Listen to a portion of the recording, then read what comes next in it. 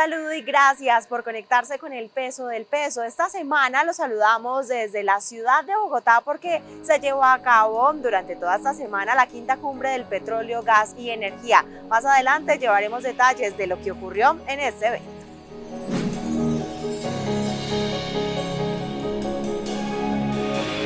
El Banco de la República dio a conocer la cifra de inversión extranjera directa para octubre del 2022. Esta se ubicó en un total de 9.491 millones de dólares, lo que representó un crecimiento cercano al 62,8% frente al mismo periodo del 2021. Y es que según el Banco de la República, esta cifra no se veía desde el año 2015, cuando fue precisamente un poco mayor, en 9.700 millones de dólares. Importante resaltar que los rubros de petróleo y minería fueron los que más aportaron, con un 72%, para totalizar cerca de 6.600 millones de dólares a ese aporte que se da de la inversión extranjera directa. Como les contamos, esta semana en Bogotá se realizó la quinta cumbre del petróleo, gas y energía. Por eso quisimos invitar a Nelson Castañeda, presidente de Campetrol, para hablar un poco sobre esta industria y lo que aporta al país. Bienvenido, presidente. Muchas gracias a ti, María Camila, desde la Cámara Colombiana de Bienes y Servicios de Petróleo, Gas y Energía, muy complacido de que nos visiten en esta quinta cumbre del petróleo, gas y energía. Hablar un poco sobre el sector y lo que aporta precisamente el sector de los hidrocarburos a la economía colombiana. No, este sector de hidrocarburos aporta el 23% de la inversión extranjera directa, más del 50% de las exportaciones del país, un 10% del presupuesto nacional, y esto genera una riqueza para todos los colombianos en regalías e impuestos. Lo que usted bien dice no solamente se representa en recursos para Colombia, sino también en generación de empleo. Hablemos un poco sobre esas cifras.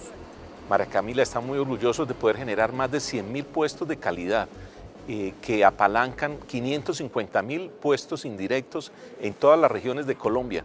Los departamentos productores de hidrocarburos se benefician de los encanamientos productivos en el territorio. Presidente, transición energética es algo que ya muchos países del mundo están hablando, y también lo está haciendo el actual presidente de la República, Gustavo Petro. ¿Cómo se articulan entonces ustedes con esas propuestas, esa ruta de la transición energética, y qué propone el sector? Nosotros somos unos convencidos de la necesidad de la transición energética, de una transición energética ordenada, justa, que no impacte la economía del país, que sea competitiva para seguir atrayendo capitales y que no compita con la energía no renovable. Estamos convencidos de la coexistencia de las dos energías. Entre tanto, podemos hacer una transición fiscal y empresarial de nuestro sector y de Colombia en general. Reforma tributaria. Gran parte de esos recursos que espera recaudar el Estado colombiano están sustentados en el sector de los hidrocarburos. ¿Ustedes cómo ven esa propuesta y qué esperan de esta reforma? La reforma tributaria tiene unos impactos muy fuertes en la economía del sector de hidrocarburos. Casi el 50% de esta reforma la soportarán las compañías petroleras, las compañías de hidrocarburos. Estamos muy optimistas de que podamos encontrar la forma de seguir generando riqueza para poder impactar positivamente las finanzas del Estado. Es importante que esta industria no decrezca. Entre tanto, encontramos la transición justa en materia de recursos fiscales para la nación, como regalías e impuestos. Y ahora detallemos un poco sobre esos desafíos que tiene el sector, especialmente con los temas de los contratos de exploración y producción de hidrocarburos. No, los desafíos son inmensos. Primero, continuar con el crecimiento de la actividad petrolera. Esperamos que el gobierno tome una decisión a corto plazo en materia de nuevos contratos de exploración y producción. Esta industria ya sufrió en el pasado, en el 2013 al 2018, la no firma de contratos de exploración y producción en esa época, porque los precios estaban bajos, y pasamos de producir 1 millón de barriles en el 2014-2015 a 750.000 este año. Si tuviésemos el nivel de actividad exploratoria, hubiésemos podido recibir esa cosecha de petróleo a precios de $100 en un 25% más a lo que hoy estamos generando. Estamos convencidos de que esta actividad es de mediano y largo plazo y necesitamos seguir reponiendo las reservas, que hoy en día la autosuficiencia del país está entre 7 y 8 años para petróleo y para gas. Hablemos de inversión extranjera directa. Bien lo dio a conocer el Banco de la República que el rubro de minería y petróleo representó gran parte de esa inversión para el pasado mes de octubre. ¿Qué esperan ustedes del comportamiento de la inversión extranjera en los próximos meses y años? La inversión extranjera directa del país pues siempre va a mirar la competitividad del país comparado con otras regiones. Esta industria de hidrocarburos es universal, los capitales se mueven a donde les den garantías tributarias y fiscales y esperamos que el país promueva esta posibilidad de seguir invirtiendo en Colombia para que los inversionistas extranjeros prefieran Colombia a otro país, porque finalmente pues en Colombia generamos impuestos, generamos puestos de calidad y nos gustaría que esta industria siguiera financiando el gobierno central para poder cerrar la brecha de pobreza y fin del hambre en Colombia. Y es que, ¿qué otros países de la región tienen esa competitividad de la que usted habla? Ecuador está abriendo las puertas para el sector de hidrocarburos. Venezuela está anunciando igualmente que va a abrir otra vez su actividad. Guyana es un ejemplo de envidiar, con 700.000 habitantes, tiene el mejor per cápita del mundo porque encontró un yacimiento petrolero en el offshore, mar adentro, y hoy en día ya produce más de 200.000 barriles para beneficio de todos los conciudadanos de Guyana. Nelson Castañeda, presidente de la Cámara de Bienes y Servicios del Petróleo, Gas y Energía, Campetrol, muchas gracias por aceptar la invitación al Peso del Peso, este programa del canal Telemedellín. A ti, muchas gracias, y por Campetrol a tus órdenes. Es momento de hacer una breve pausa, ustedes no se muevan porque ya volvemos con más información de lo que aconteció en esta cumbre del petróleo, gas y energía que se desarrolló esta semana en la ciudad de Bogotá. Ya volvemos.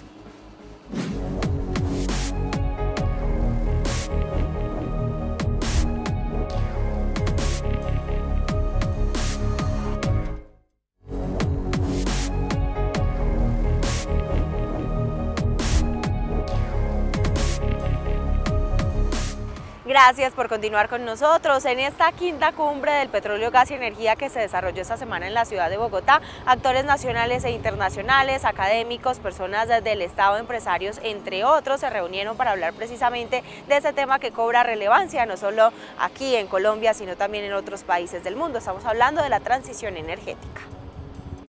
Los gremios de los hidrocarburos en Colombia hacen un llamado para que la política energética sea una herramienta para promover equidad, superación de la pobreza y crecimiento económico y social. El sector petrolero está comprometido con la transición energética y creemos y estamos convencidos que esa transición energética se puede realizar y se puede acelerar en un proceso de seguridad energética, que es uno de los pilares fundamentales que debe tener una política energética. En ese sentido, las agremiaciones de petróleo, gas y energía reiteran que el sector está listo para continuar aportando y ser fuente de desarrollo, para lo cual el país requiere contar con una política pública que promueva la sostenibilidad del sector energético. Es positivo que el gobierno tenga una hoja de ruta que conduzca a definir cómo deba adelantarse la transición energética. Y es positivo el interés de abrir una gran discusión nacional, incluso involucrando a las comunidades de las distintas regiones.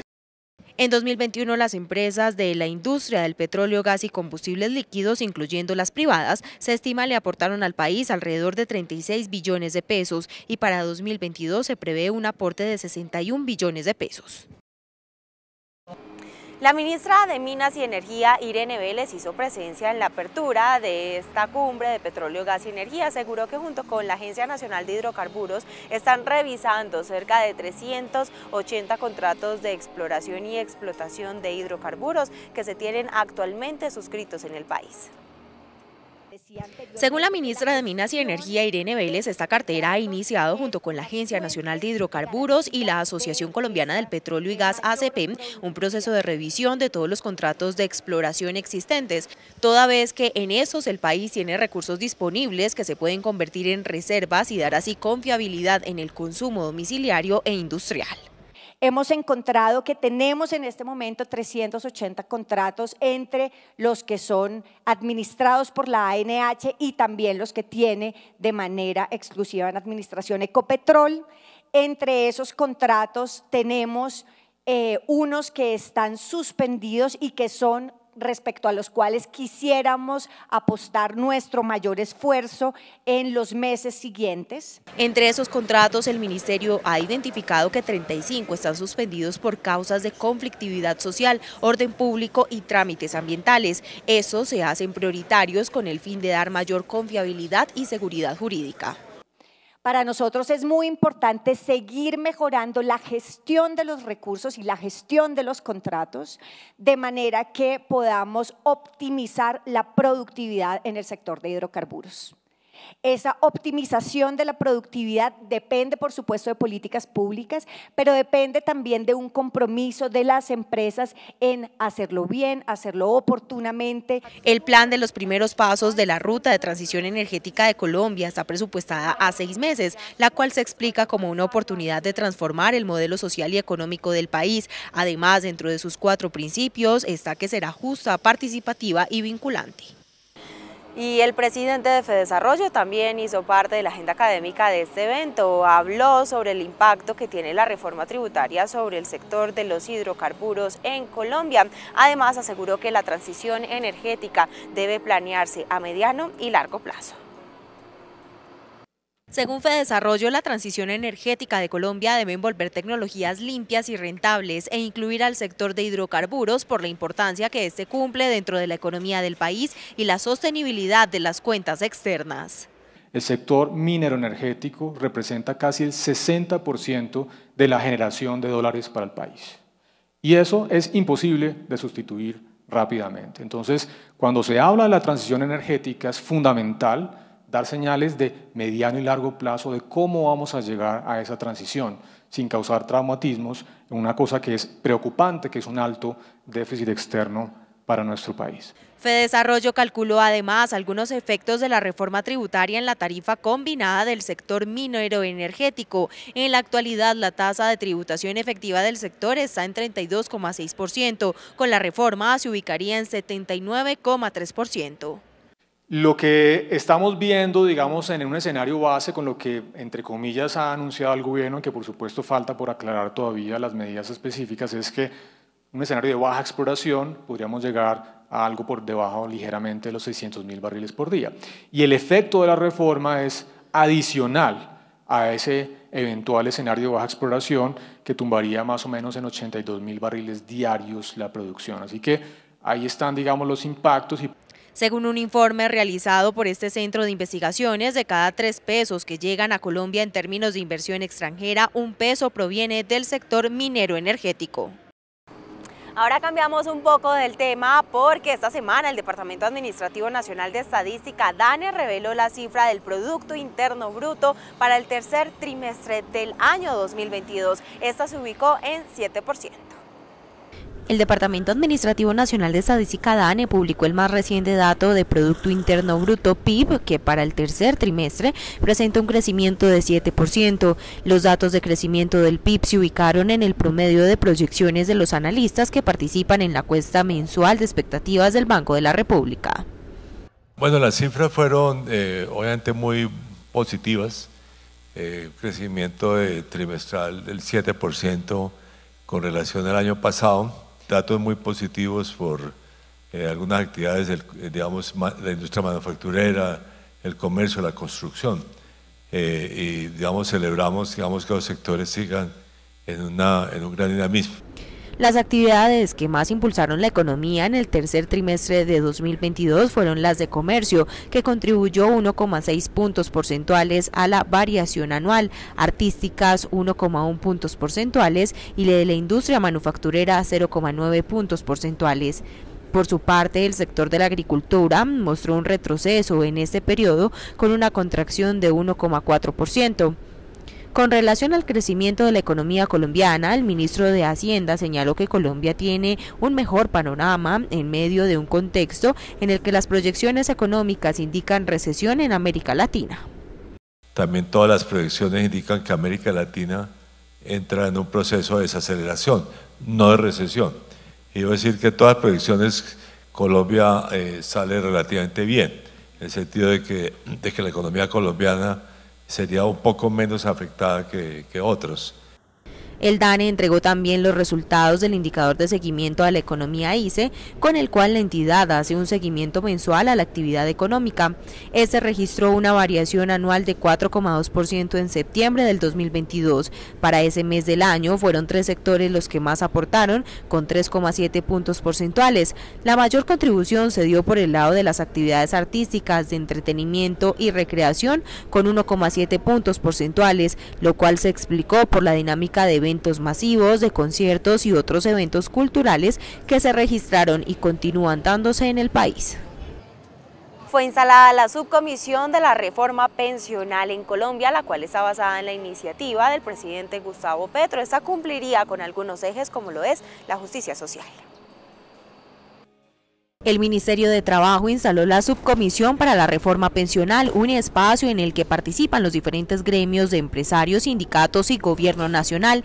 En este se presentó la propuesta de reforma integral al sistema de la protección a la vejez que tiene el gobierno. La propuesta de la reforma pensional, que se conoce hasta el momento, tiene 3 pilares. Está basada en pilares, en donde el primer pilar será solidario y atenderá a las personas que no alcanzan a obtener una pensión y será hasta de medio salario mínimo.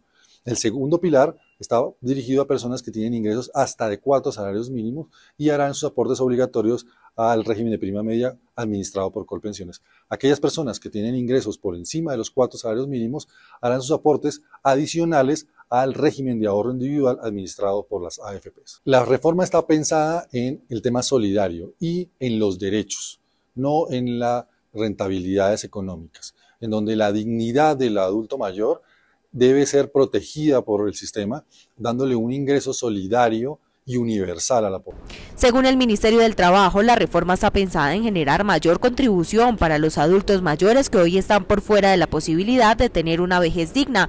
Por su parte, desde la Central Unitaria de Trabajadores CUT aseguraron que construyeron un proyecto de pensiones que coincide con el del Gobierno Nacional. El fortalecimiento del sistema público a través del sistema de pilares.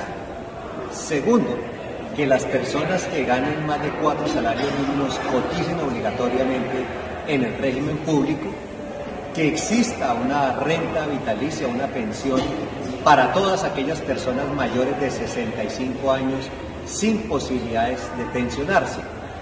Y por supuesto, hay que desarrollar un amplio programa y una política de formalización laboral para ampliar la base del sistema de cotizantes. Y en esto coincidimos con el gobierno del presidente Petro. Cifras presentadas al momento de la instalación de la subcomisión identifican que actualmente en el país hay 1,5 millones de pensionados en Colpensiones que demandan un presupuesto de 46 billones de pesos. Por su parte, en los fondos privados, los pensionados son 264.967 y los aportes realizados por más de 18 millones de afiliados ascienden a 24,7 billones de pesos. En la subcomisión se fijó un próximo encuentro para la última semana del mes de noviembre. Y hablemos ahora de consumo, porque el Radar dio a conocer la cifra de consumo de los hogares colombianos para el pasado mes de octubre, la cual se ubicó en 4,55%. Refleja un crecimiento sostenido del consumo, sin embargo, una reducción en la colocación de los créditos.